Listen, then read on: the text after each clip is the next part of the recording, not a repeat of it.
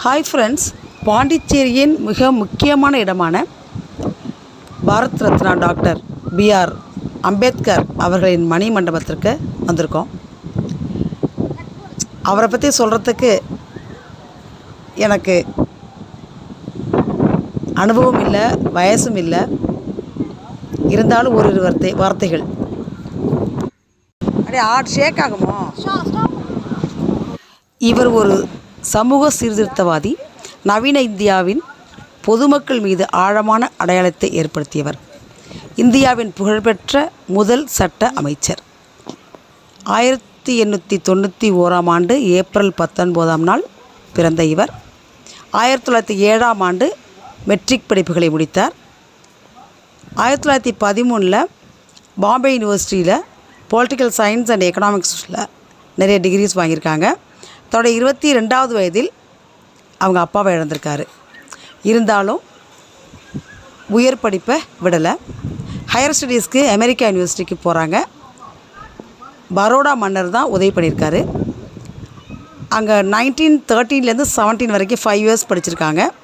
Again 1920 to 23 again அங்கே போய் படிச்சிருக்காங்க. He got PhD degree from Columbia university. அவர் எழுதிய முதல் கட்டுரை இந்தியாவின் சாதிகள், அவற்றின் வழிமுறைகள், தோற்றம் மற்றும் வளர்ச்சி. 1920 23 வரைக்கும் அங்கே இருந்தப்போ, அமெரிக்காவில் இருந்தப்போ ரூபாயின் பிரச்சனை என்ற ஒரு கட்டுரை எழுதியிருக்காங்க. And also doctorate in science, that is DSc degree பெற்றிருக்காங்க.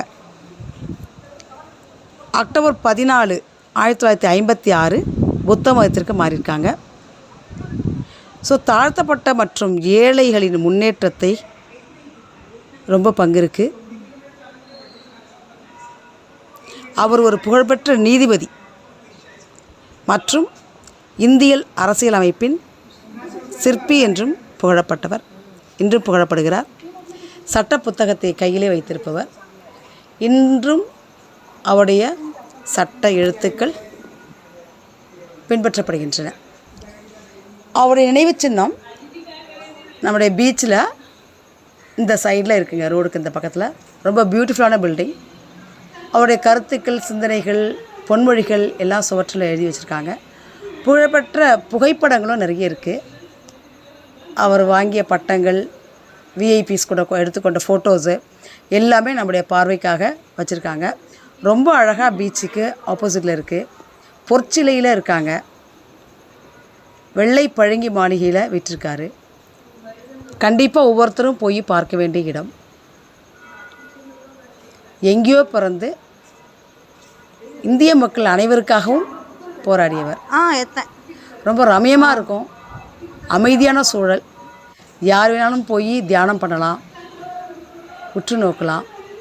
பிறந்தால் இவரை போல பிறந்து வளர்ந்து மக்களுக்கு சேவை செய்யணும் அப்படின்ற மனப்பான்மை ஒவ்வொருக்கும் வரும். கண்டிப்பாக போய் பாருங்கள்.